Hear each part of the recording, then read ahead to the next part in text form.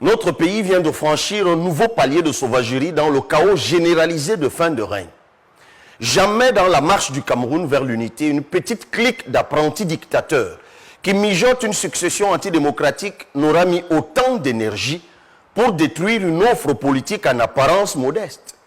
Jamais, nous confirment plusieurs aînés ou parents témoins de l'histoire, notre unité nationale n'aura été aussi fragilisée par des individus pourtant réputés être au service de l'État. Ce n'est plus une voie étroite que Cabral Libye doit emprunter. C'est désormais un chemin de croix, comme si notre pays était déchiré par ses démons les plus redoutables, ceux-là même qui alimentent les divisions odieuses à l'encontre du PCRN et s'en prennent désormais directement à son plus imminent représentant. Chers compatriotes, le PCRN n'a que 5 députés, 7 mairies et 206 conseillers municipaux. Nous travaillons de manière acharnée pour redonner l'espoir aux Camerounais en général et à une jeunesse clochardisée et instrumentalisée en particulier. Et juste pour cela, 2 individus à la tête d'une clique veulent nous écraser par tous les moyens d'État. On aurait pu attendre de Cabral Libye qu'il se conforme à une figure figée, mais il est bien plus que cela. Il incarne une force inébranlable, prêt à défier toutes les attentes politiques et à tracer sa propre voie, même si ce n'est pas ainsi qu'il le considère son temps politique, ni qu'il a imaginé son destin à la tête du PCRN ces derniers temps. À tous les camarades et Camerounais épris de progrès, de justice sociale et de justice tout court, à celles et ceux qui sous-estimaient leurs propres valeurs, leurs idéaux et leur capacité à faire changer les choses, vous avez donc la preuve qu'ils considèrent le PCRN, qui veut et peut vous fédérer, comme le danger numéro 1 de leur projet de coup d'État, après avoir mis sous curatelle le vieil homme à qui les Camerounais ont officiellement confié les rênes du pays en 2018. Le député s'appuie incontestablement sur un tempérament exceptionnel, allié à des tactiques d'une ingéniosité sans pareille. Cette stratégie lui a permis de se frayer un chemin entre Paul Biya et Maurice Kamto, jonglant habilement entre la majorité et l'opposition. Sur les réseaux sociaux, ce jeune homme évolue avec une aisance déconcertante, exploitant l'Assemblée nationale comme une tribune à sa portée. Mes chers compatriotes, le Cameroun bascule donc chaque jour un peu plus dans un trou noir. En effet, profitant d'une délégation permanente de signatures données pour un traitement rapide de certains dossiers d'État, c'est à une auto-attribution par usurpation d'un pouvoir totalitaire que nous assistons. En toute illégalité, certains ministres habités de maléfices procèdent à une privatisation anarchique et autoritaire des administrations publiques sous le prétexte de hautes instructions ou tentent de museler les partis politiques et la société civile à coups de formules ridicules, absurdes et d'adages grossiers masquant un manque total de culture démocratique et de culture tout court. Ils marchent sur les textes et lois de la République et de plus en plus sur la République tout entière. Ceci sous le regard parfois indigné et impuissant des autres membres du gouvernement et de nombreux hauts responsables de notre administration publique. Le turbulent candidat à la présidentielle 2018 est convaincu qu'il dirigera un pays en pleine tourmente et confusion en 2025. J'aime beaucoup Cabral. Mais il est naïf, dites-vous. Mais bien sûr qu'il est naïf. Parce que s'il n'était pas naïf, il ne serait pas allé aux élections. S'il n'était pas naïf, il ne serait pas là en train de dire je suis le député. Mais il est honorable. Oui, il est honorable. Il y en a beaucoup qui tiennent à ce titre. Et je croyais qu'il avait un atout majeur que les autres candidats n'avaient pas, c'est le temps. Il vient de le griller. À l'âge de 44 ans, Cabral Libye se lance dans la course à la présidence du Cameroun. Surnommé parfois en 2018 le Macron camerounais, il a depuis tracé sa propre destinée à la Diomaye Faye, le jeune président sénégalais. Il a conquis la jeunesse et une part significative de la diaspora pour qui il incarne le changement et l'espoir d'un renouveau politique et économique au Cameroun. Déployer autant d'énergie pour détruire le PCRN, l'offre politique que nous portons, est bien la preuve que c'est certainement pour éviter que nous amenions toute la colère sourde des milliers de nos concitoyens qui sont exaspérés à s'inscrire sur les listes électorales et à voter contre eux lors des prochaines élections. Ils ne veulent surtout pas que nos actions de mobilisation des Camerounais et notre discours riche de propositions ne brisent les chaînes de nombreux jeunes qu'ils ont tout simplement endoctrinés comme dans une secte satanique. Cabral Libye est au cœur d'une véritable tempête où les messages d'encouragement se mêlent au tumulte des luttes internes. Le président du parti camerounais pour la réconciliation nationale et son prédécesseur se livrent une bataille acharnée pour le leadership du parti. Une véritable valse entre deux camps, celui de Cabral Libye puis Robert Kona avec en arrière-plan la figure de Paula Tangandji. À l'issue de ce conflit arbitré par le ministre de l'administration territoriale déterminera la participation de Cabral Libye à l'élection présidentielle de 2025.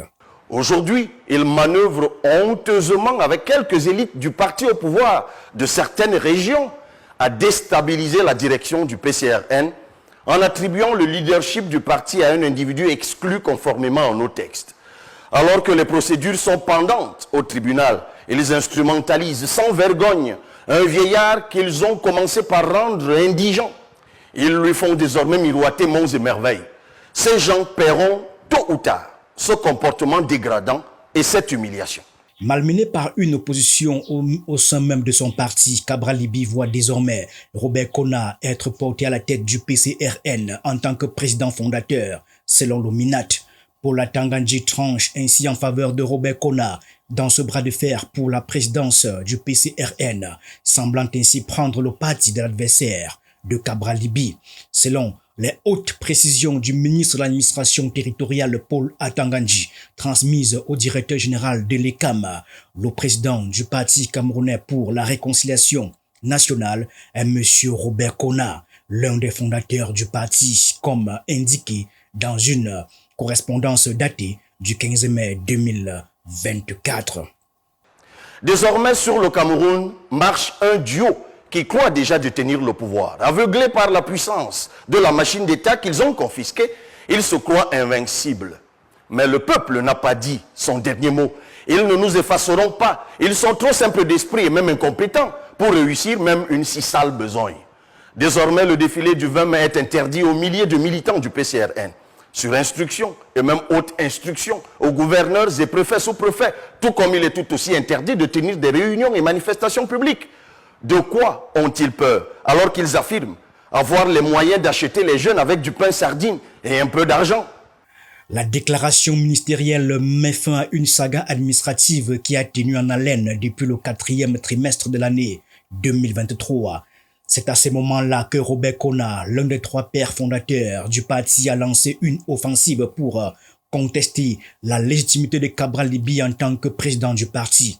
Le tout premier président de ce parti créé le 14 février 2003 a remis en question le congrès et les résolutions qui ont porté Cabral Libye à la présidence du parti le 11 mai 2019 pour un mandat de 5 ans. Moi, j'ai remis le pouvoir à M. Cabral Libye, Linguengue. Personne n'interviendra pour dire non, c'était notre part. Notre, là, c'est qui, ça symbole. Notre, c'est qui? Notre, c'est pour les Camerounais. Oui. Notre, c'est un gîte national. Moi, je n'ai pas pu l'exploiter. J'ai dit, Caporal, prends. C'est tout. C'est tout. Pour défendre sa position, Robert Kona s'est tourné vers le tribunal de première instance de Kaélé. Parallèlement, il a obtenu l'annulation du congrès du PCRN prévu par Cabral Libye les 15, 16 et 17 décembre 2023 pour renouveler les responsables du parti auprès du sous-préfet de Kribi 2e. C'est tout. Alors, si nous avons donc ces choses réunies, si nous avons nous-mêmes confiance en nous et en notre pays, je crois que la réconciliation nationale a déjà bel et bien lieu. Ça, c'est sans embâche. C'est clair. L'affaire en instance devant la justice a déjà été reportée à 3 reprises alors que l'attente de la décision du juge était palpable. Voilà que le ministre de l'administration territoriale annonce la fin du suspense. Le camp de Robert Kona peut savourer les fruits de sa lutte, tandis que celui de Cabral Libye risque bien d'accuser le ministre Paula Tangandji de manigancer pour empêcher leur leader de se présenter à l'élection présidentielle de 2025. Une déclaration qui survient alors que les partis politiques se préparent en vue des élections de l'année suivante. Ce n'est plus de la maladresse administrative, chers compatriotes, c'est de la folie. Ces interdictions ne changeront pas que vous nous portez dans votre cœur et que votre désir profond de changement et votre décision de débarrasser le Cameroun de ces prévaricateurs de la fortune publique sont définitifs. Ainsi, l'étau se resserre autour de Cabral Libye qui pourrait se retrouver dans la même situation qu'en vue de l'élection présidentielle 2018 sans parti politique ayant des élus à la veille de celle de 2025.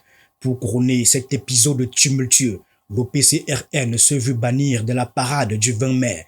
Pendant ce temps, Robert Kona a obtenu l'autorisation d'organiser le congrès du PCRN les 25 et 26 mai à Maroua. Cela ne fait aucun doute qu'il s'agit de préparer le terrain pour désigner le successeur de Cabral Libye à la tête du parti.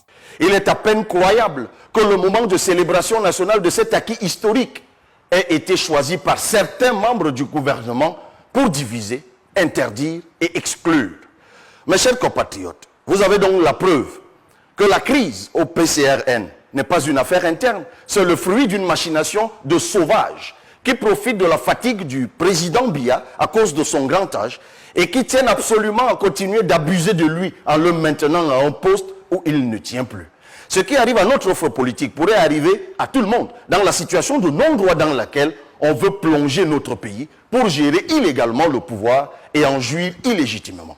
Le chemin semé d'embûches est celui qui mène à la grandeur. Cela semble être la devise de Cabral Libye après sa 3e place lors de la présidentielle de 2018. Derrière Paul Biya et Maurice Kamto, l'opposant demeure déterminé à poursuivre sa stratégie en vue de la prochaine bataille pour le pouvoir. Quelle que soit l'issue, il persévère. Cabral Libye peut chuter encore et encore, mais lui et ses partisans continueront inlassablement jusqu'au bout, malgré les obstacles, malgré les traîtres qui abandonnent le navire. Comme au Sénégal et dans d'autres pays, le peuple doit être fier de sa justice, de ses magistrats et de ses soldats. Et les autres corps de l'administration doivent suivre. Je sais, pour avoir échangé avec de nombreux préfets et sous-préfets, qu'ils sont largement contre cette instruction illégale de leur ministre de nous interdire de défiler. Mais ils l'appliquent pour ne pas compromettre leur carrière, on peut comprendre. Toutefois, ils me disent tous que 2025 n'est plus loin et que les élections vont les délivrer quand le peuple va tomber comme des abeilles sur les appareils de marque Moulinex, logés dans la cuisine administrative de la haine et de la dérive. Oui, leur manœuvre funeste ne passera pas si vous vous engagez. Son camp a trouvé un nouveau storytelling, celui d'un homme seul contre tous. Avec l'aide divine, ils ont réussi à forger l'image d'un homme solitaire, bravant la tempête. Mais ce barreau d'honneur poursuit un autre dessein, mettre la pression sur les puissants du système pour contrer l'atmosphère toxique engendrée par les manœuvres du régime visant à diviser les forces du changement. Vous êtes de plus en plus nombreux à être conscients et déterminés à changer les choses. La peur a changé de camp. Continuez à vous inscrire massivement sur les listes électorales que de vous laisser distraire par des diatribes ubuesques créées à dessein dans les fédérations sportives. Sachez que dès 2025, tous les sports reprendront leur place et leur importance dans notre pays. Et ceux qui ont volé l'argent des stades seront dégagés par votre vote. Dans les prochains jours, je vous donnerai plus d'informations sur les actions que nous allons mener pour remporter la victoire finale en 2025 avec les autres acteurs du changement. Ils verront alors que l'opposition camerounaise, souvent moquée, peut mutualiser efficacement. Le peuple que vous êtes, chers parents, frères et sœurs, va enfin récupérer sa souveraineté entre les mains de ces brigands. Peut-être est-ce dans cette brèche que le champion de la jeunesse pourrait se frayer un chemin. Cela suffirait-il à garantir la préservation de la démocratie et l'organisation d'élections libres et transparentes en 2025? La route pour y parvenir est encore longue.